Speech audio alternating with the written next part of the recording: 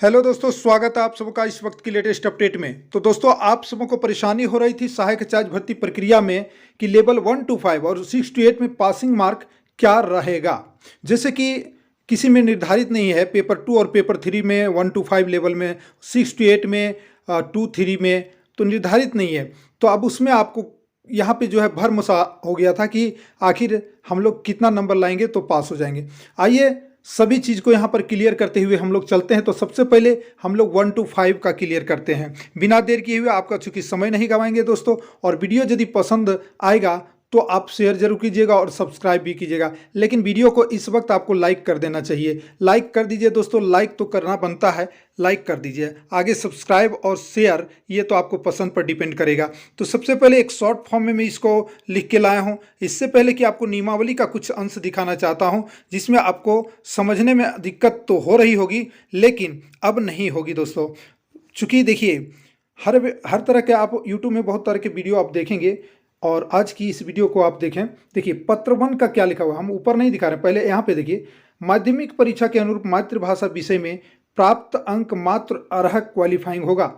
Paper 1 qualifying ये सभी को पता है, और इस पत्र में न्यूनतम 30% अंक आपको लाना अनिवार्य होगा।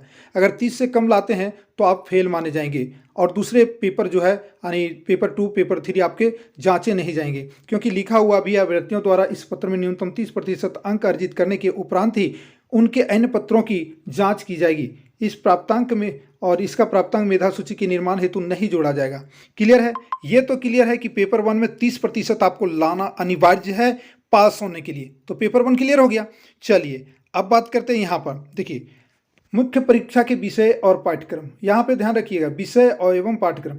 इंटरमीडिएट प्रशिक्षित सहायक चार्ज के लिए मुख्य परीक्षा का विषय एवं पाठ्यक्रम। मुख्य परीक्षा में 3 पत्र होंगे, ये बात क्लियर है।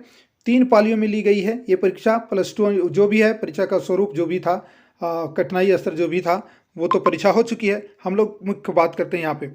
देखिए पेपर 1 जो है भैया, आप कोई भी यहाँ पे सब्जेक्ट रखे होंगे क्वालिफाइंग 100 में आपको 30 लाएंगे तभी अदर सब्जेक्ट की जांच होगी। ये सिर्फ क्वालिफाइंग, इसका नंबर नहीं जुड़ेगा। ये आप पर डिपेंड करता है कि आप कितना नंबर लाते हैं।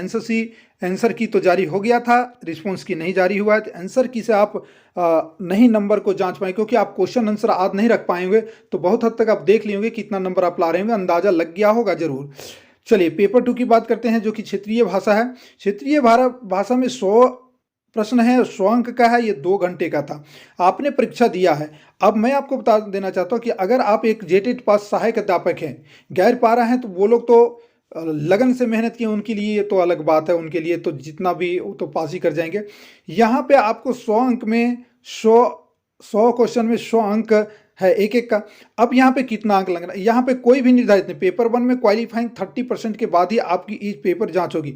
तो इसका मतलब ये नहीं है कि आप इसमें 10% ही मार्क लाएं। ठीक है, मैं जो बोल रहा हूँ दोस्तों, इस बात को क्लियर कीजिएगा। लेकिन अब यहाँ पे कोई निर्धारित चीज़ नहीं है कि इसमें पास करना जरूरी है। तो पेपर आपका यहाँ पर भी देखेंगे, इसमें भी कहीं पर कुछ नहीं लिखा हुआ है कि आपको पास करना है या नहीं, कितना कितना पास करना है। इसमें 1 to 5 में निर्धारित नहीं किया गया है। ठीक है, आप कितना लाएंगे, लेकिन हम आपको बताएंगे कि मेरिट में आने के लिए आपको कितना लाना पड़ेगा। तो आइए सबसे लास्ट में पहले 1 to 5 का क्लियर करते हैं। तो आपको मैं बताना चाहूँगा दोस्तों यहाँ पर, हाँ ये हुई बात।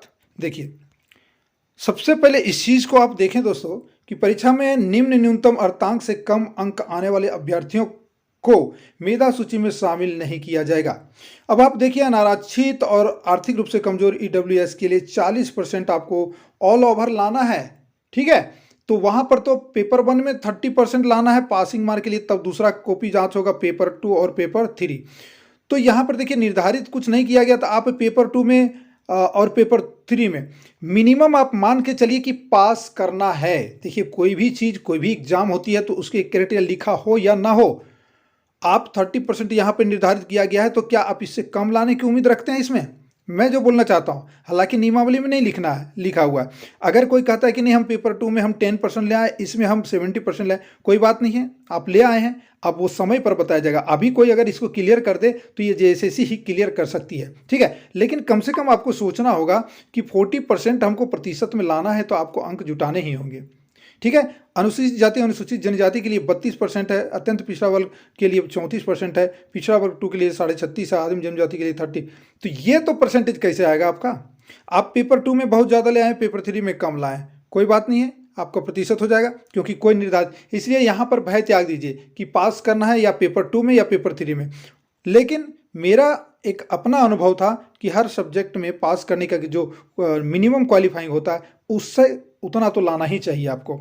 लेकिन ये बात मैं यहाँ नहीं कहता हूँ कि आपको लाना ही है, आप पेपर 2 में अधिक ला सकते हैं, पेपर आप 3 में आप कम ला सकते हैं, चलेगा। पेपर कहने का मतलब कुल आपका जो लास्ट में मेधा सूची में प्रतिशत दिया है कैटेगरी वाइज उतना आपको पूरा करना है, इसलिए आप उसको या तो पेपर 2 से पूरा कर दें या पेपर 3 से पूरा कर दें। यहाँ पर कोई वैसा मापदंड नहीं है कि आप 100 अंक में अगर आप 30 नहीं लाएंगे तो फेल हो जाएंगे, ये बात रही, ठीक है। इसमें कोई बात नहीं, इसमें भय नहीं रखना है कि इसमें जैसे कि शॉर्ट फॉर्म में मैंने यहाँ पे आपको बताने का प्रयास भी किया है। देखिए 1 to 5 के लिए पेपर 1 में 100 अंक है, पासिंग मार्क 30 मेरिट में नहीं जुड़ेगा, ठीक है। दूसरा पेपर में अगर बात करते हैं क्षेत्रीय भाषा में तो 100 अंक है, पासिंग मार्क की कोई बाध्यता नहीं है। तीसरा पेपर की बात करते हैं तो सामान्य विज्ञान और विज्ञान और गणित, इसमें 200, तो ये दोनों मिला करके 200 अंक है, पासिंग मार्क की कोई बाध्यता नहीं है। लेकिन मेरिट सूची में यानी मेधा सूची में आने के लिए आपको कैटेगरी वाइज जो आपका प्रतिशत दिखाएं वो प्रतिशत लाने के लिए आपको नंबर अधिक लाने होंगे दोस्तों। बाध्यता नहीं है, ये बात क्लियर मैं बोल रहा हूं, लेकिन आपको नंबर लाने होंगे। अगर आप उस तरह के हिसाब से देखेंगे तो पेपर 2 और पेपर 3 मिलाकर मार्क्स लाने के लिए जनरल में 40% तो 300 अंक में, ठीक है ना, 300 अंक में 120 मार्क लाना है। यहाँ पर आप ध्यान दीजिए, यहाँ पे पेपर 2 में 100 और यहाँ पे पेपर 2 में पेपर 3 में 200 अंक। जैसा कि यहाँ पर आप देख चुके होंगे पेपर 3 में आपका टोटल जो है 200 अंक है, 75, 150 और 50, ठीक है, 200 यहाँ पे 200 अंक है, 100 क्षेत्रीय भाषा है, टोटल 300 अंक। तो टोटल 300 अंक में आपको कितना लाना है दोस्तों? तो 300 अंक में अगर आप जनरल कैटेगरी में है तो 120 अंक लाना ही लाना है। अगर BC 2 में है तो 36.5%, 300 में 110 मार्क्स लाना है। 34% जो BC 1 है 300 में 102 मार्क्स लाना है। और SC ST महिला अगर है तो 32% यानी 300 में 96 अंक लाना है। आदिम जनजाति है 30% यानी 300 में 90 अंक आपको लाना ही लाना है। आप जैसे पूरा कीजिए, बाध्यता नहीं कि पेपर 2 में आप पास हैं या फेल हैं, 3 में पास हैं या फेल हैं, दोनों मिला करके अगर जनरल में है तो 120 अंक लाना है 300 में, BC 2 में है तो 110 अंक लाना है, और अगर BC 1 में है तो आपको 300 में 102 अंक लाना है। अगर SC ST महिला है तो 300 में 96 अंक लाना है। सिर्फ मेधा सूची में आपका काउंटिंग के लिए, फिर उसमें कैंडिडेट के आधार पर आप मेधा सूची में आप पाते हैं, नियुक्ति हो पाती है या नहीं हो पाती है, ये अलग मैटर करता है। ध्यान रखिएगा कि आपको जो मैं बता रहा हूँ ये आपका हो गया, मेरिट बन गया, आप नियुक्ति के लिए जो गए, ऐसा नहीं है। आपका यहाँ से काउंटिंग शुरू होगा कि यहाँ से आप मेधा सूची में जा सकते हैं। मिनिमम क्वालिफाइंग इतना है मेधा में जाने के लिए, ठीक है ना दोस्तों। तो अब आपको क्लियर हो गया होगा दोस्तों, अब यहाँ पर आपको कन्फ्यूजन दूर हो गया होगा, ठीक है। टोटल 300 अंक आपके जो है मेरिट के लिए हैं, 100 क्षेत्रीय भाषा, 200 आपका पेपर 3, पेपर 2 पेपर 3, कुल मिला के 300 अंक में आप कैटेगरी वाइज इसका परसेंटेज निकाल दिए हैं, मैं पीछे में यहाँ बता दिया हूँ। और इतना ये आपका मेधा सूची में गिनती के लिए आपका इतना मिनिमम, आप मैक्सिमम लाइएगा तो आपकी जो है सीट जो है आपकी काबिलियत होगी, सीट पर आप जा सकते हैं। वो डिपेंड करता है कि कितना सीट है आपके 1 to 5 में और कितने कैंडिडेट हैं, तो ये डिपेंड करता है। तो ये हो गया 1 to 5 के लिए। अब उसी तरह से दोस्तों 6 to 8 के लिए बात करते हैं। सेम कंडीशन वही है, वही चीज़ है। 6 to 8 में भी पेपर 1 है, 100 अंक का 30% लाइए, क्वालिफाइंग है, कोई दिक्कत नहीं है। पेपर 2 में आपको कोई बाध्यता कहीं नहीं लिखा हुआ है, पत्र 3 में कोई बाध्यता नहीं लिखा हुआ है, इसमें आप कुछ भी लाइए चलेगा। लेकिन समस्या वही है दोस्तों, पेपर 4 में लोग पूछते हैं कि क्या अलग अलग में लाना है, गणित, भौतिकी, रसायन से? नो, आप यहाँ पे देख सकते हैं वैकल्पिक विषय में कोई एक, तो विषय यहाँ किसको माना गया है? एक विषय हो गया, दूसरा विषय एंड तीसरा विषय। तो आप यहाँ पेपर पत्र 4 में किस वर्ग के शिक्षक बनना चाहते हैं, किस विषय के शिक्षक बनना चाहते हैं। 3 विषय की शिक्षकों की नियुक्ति यहाँ पर होगी, जो कि वैकल्पिक विषय यानी कोई एक। तो आप साइंस टीचर बनना चाहते हैं, सोशल साइंस टीचर बनना चाहते हैं, भाषा शिक्षक बनना चाहते हैं।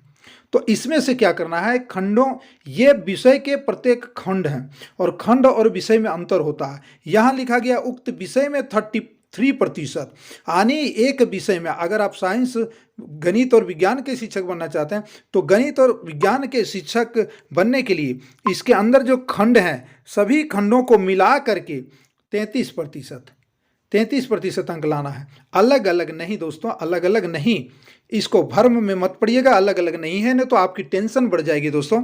ये अलग अलग नहीं है। अब 180 का 33% आप निकाल लीजिएगा गणितीय विधि से। 180 गुने 33 इक्वल टू 100 कट जाएगा, ये बाकी गुना कर दिए। मैंने गुना तो नहीं किया हूँ, लेकिन 18 × 54 18 × 54 4 9 5 और डिवाइडेड 59.4 आनी समझ लीजिए 60 अंक। 6 नंबर आपको 60 नंबर आपको लाना ही लाना है। ठीक है दोस्तों, 60 नंबर आपको लाना है। थोड़ा सा हाफ अंक कम है तो कोई दिक्कत। उसी तरह से अदर सब्जेक्ट में भी हर जगह जो है यहाँ पे ऑल ओवर ये जो है जोड़ करके, ऐसा नहीं कि अलग अलग में। अब यहाँ पे जो है हिंदी भाषी हैं, यदि आप भाषा के शिक्षक हैं, हिंदी अंग्रेजी कुछ भी लिए तो हिंदी और अंग्रेजी दोनों मिला के या फिर हिंदी उर्दू मिला करके 33% लाना है। ये क्लियर है, ठीक है। यहाँ कंफ्यूजन नहीं होनी चाहिए, किसी तरह से ज़्यादा दिमाग नहीं लगाइएगा, ये बिल्कुल सटीक चीज़ मैं बता रहा हूँ दोस्तों। तो बाकी बात आपको जो मेधा सूची में आने के लिए ये कटअप आपको उसमें लाना होगा, फिर आप जोड़ लीजिए कितना नंबर लाएंगे। टोटल आपको कितना अंक का एग्जाम हो रहा है। 6 to 8 में तो ज़्यादा हमको मेहनत नहीं करना पड़ा, क्योंकि देखिए 380 + 100 अर्हक हो गया। 380 कैसे हो गया आपका, 180 यहाँ पेपर 3 में 100 हो गया और पेपर 2 में 100 हो गया। तो 100 200 और 180 ये टोटल 380 आपके हो जाते हैं। ठीक है, जैसे देखिए यहाँ पे है ना जो सामान्य ज्ञान एवं समसामयिकी ये 100 नंबर हो गया, पेपर 2 क्षेत्रीय भाषा 100 हो गया और वैकल्पिक विषय 180 का है, तो कुल मिला के 380। अब 380 जो है, इसी 380 का आपको क्या करना है, यहाँ पे इतना अंक लाना है। कितना, जनरल के लिए। अब जनरल के लिए समझिए 380 का 40% लाना है। 00 ये कटेगा तो ये मैं गुना नहीं किया हूँ, अभी गुना कर देता हूँ। 8 चौक 32 के 2 हाथ में 3 और 4 12 और 3 17। 172 अंक आपको मेधा सूची में सिर्फ काउंटिंग के लिए, उसमें आपको मान्यता मिल जाएगा कि हाँ आप मेधा सूची में जाएंगे। अब मेधा सूची में आपकी नौकरी होगी या नहीं फिक्स नहीं है। तो 172 अंक लाना है जनरल को 380 में। उसी तरह से बात करते हैं अगर ये अनुसूचित जाति और अनुसूचित जनजाति के लिए, तो 380 अंक जो है आपके हैं इधर जो मेन पेपर है, ठीक है ना। तो इसका जो है 32%, इसको 100 से भागा देंगे तो 1 1 0 तो अभी काट दिए। अब इसको गुना कर लीजिएगा बाई 10 से कुछ कर लेते। 172 से तो बहुत कम ही होना चाहिए। 38 दूनी 96, 8 दूनी 16 6 3 6 7, ठीक है। 8 दूनी 16 के 6 हाथ में 1, 3 दूनी 6 और 1 7, ऐसे करके चलिए, ठीक है। ये हो गया और 3 से गुना करेंगे। 8 3 24 के 4 हाथ में 2, 3 3 9 और 2 11, 6 7 11 हाथ में 1 1 2 1, भागा देंगे तो 121 लगभग 122, यानी यहाँ पर 122 अंक लाना है मिनिमम।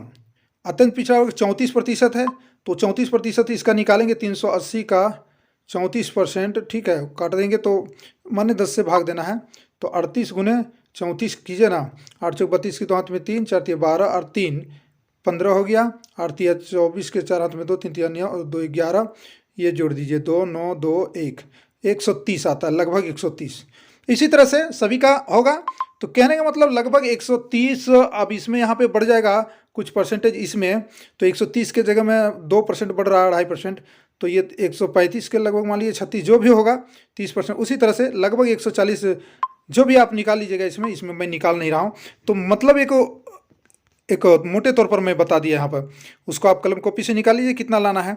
है ना। जिस जिस कैटेगरी में आप कैटेगरी का आप देख ही ले रहे हैं, यहाँ पर स्क्रीनशॉट कर सकते हैं अगर आपके पास नहीं होगा तो एक कैटेगरी का, ठीक है, उतना आपको मिनिमम लाना है। अब मैक्सिमम लाना है तो आपकी नौकरी होगी, ठीक है। अगर पारा टीचर में है, सहायक अध्यापक में है, तो आपके सीट के अकॉर्डिंग आपको जितना ज़रूरत है वो तो आपको कम अधिक हो सकता है, ठीक है। साइंस के लिए अधिक हो सकता है, भाषा के लिए उनको बुला बुला के लिया जाएगा, लेकिन मिनिमम इतना रहेगा तभी आपकी नौकरी होगी, अन्यथा नौकरी नहीं होगी दोस्तों।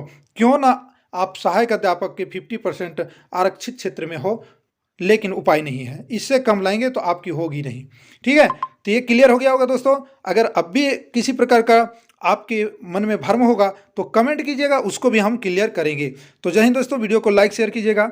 अब जो है आप शेयर कर दीजिएगा दोस्तों के पास, साथ में आपको यहाँ पर सब्सक्राइब कर लेना है और बेल आइकन को प्रेस कर लेना है। जय हिंद, वंदे मातरम।